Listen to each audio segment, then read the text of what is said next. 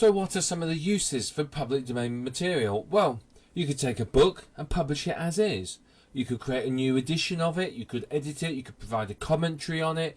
All of that will work very, very well. If you provide a commentary and adjust the book, edit it, then you've created a unique product and you own the copyright of it. If you don't, then that's fair enough. You don't need to. But you can just take Think and Grow Rich, for example, and publish it. And there you are. You have a brand new product you can sell. You can either sell it through a site such as Kunaki as a print on demand, or you can print a lot of copies and take them to trade shows or sell them on eBay or whatever it might be. So a lot of potential there for you. Now, you can either sell the book as a physical or as an ebook. You know, there's nothing wrong with converting it into a PDF file and selling it like that. That's perfectly acceptable. There's lots and lots of potential there. Now you can take photographs, old photographs and old adverts, you know, advertising posters and so on, and you can use those as posters for people's walls. People love retro posters on their walls, don't they? Or you could use them for advertising. You know, the old, do you remember the Uncle Sam I Want You advert, you know, from the war?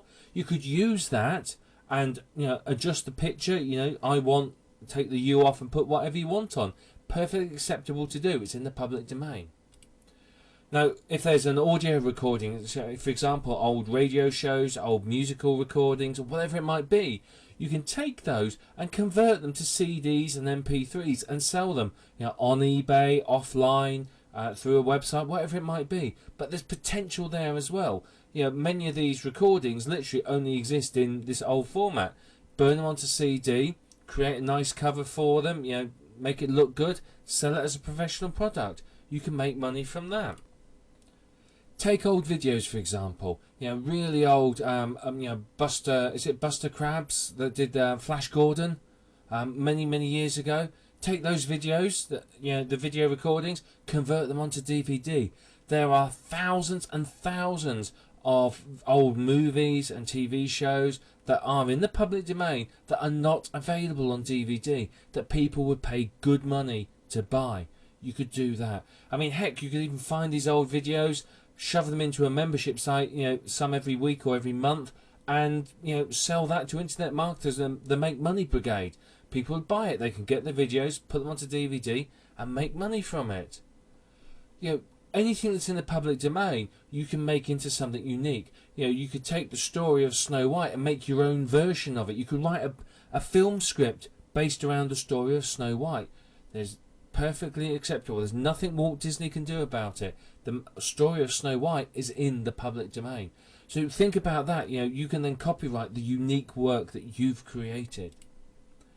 And, you know, the other option is you can use a public domain product as a basis for a complete new product. You know, you could take half a dozen public domain fishing books, for example, put them all together, squidge them around a bit, and out pops a brand new product.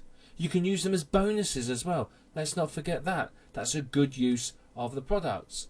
You know, you could sell them as, you know, bonus materials to your main unique product in that niche.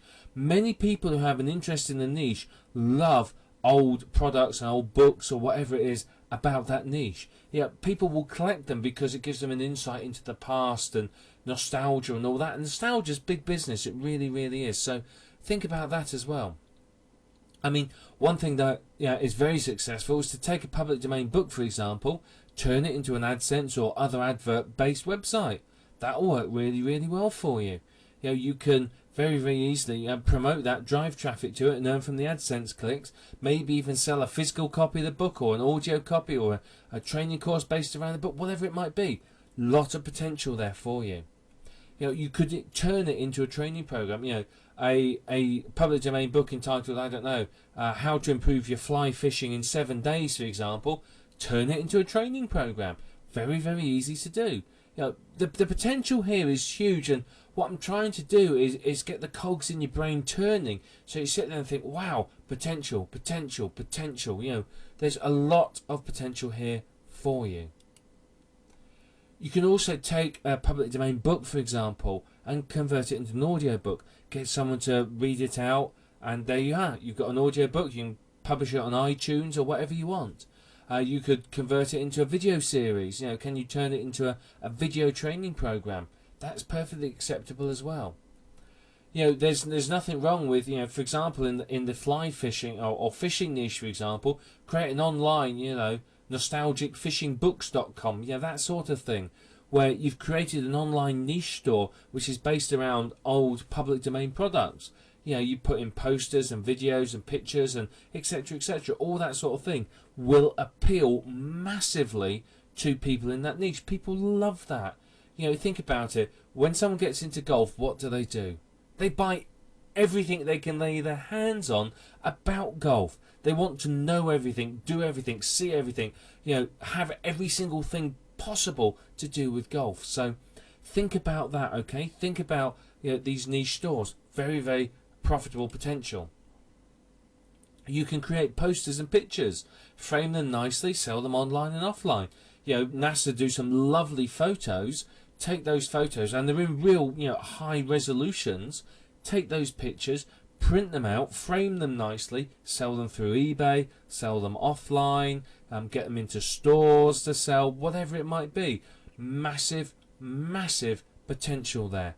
People love those. As I said, think about the old advertising posters. Billboard posters in the underground and tube and metro stations, things like that. People love those. I remember years and years ago when I was at university, it was the in thing for people to do, to get those old posters and put them on their walls. People still collect them and love to get hold of them. You dig those out and sell them, you'll have a market keen on buying them from you. The DVDs of old movies, think about it. How many people are there over the age of 50, 60 that remember the movies and TV shows from their childhood that they can't get hold of? Nostalgia sells. They would see these DVDs, instantly want to buy it. They pay good money for it as well, and you're meeting a need. You're giving them a taste of their past, reminding them of pleasant times, and they're giving you money. Fantastic. Now remember, don't limit yourself to selling online. Lots of potential for selling these offline as well. Pretty much here, you're only limited by your imagination and your ingenuity. There is so much you can do with public domain materials. It's not even real. It really, really is. I mean, we've gone through a lot of information here on what you can do with it, but this is only scraping the surface of it. There is so much more you could do if you just think about it. But if you remember this, and I'm going to say it again, I've said it in every video so far, and I'll probably say it in every video in the rest of this series. Always check the copyright first and be absolutely certain, because you do not want to violate copyright. Just think about the Movie Picture Association of America. They're like rabid dogs. If you upset their copyright, they'll be on you, tearing your legs off. They are vicious, and many companies are very, very protective of their copyright. So if you check and you make sure and you've got it in writing, you're protected. That way you're absolutely sure.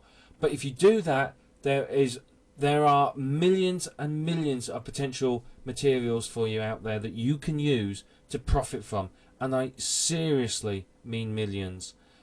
There's more than you can imagine. There's more than you could probably ever use in your entire lifetime. There's that many out there. So think about it.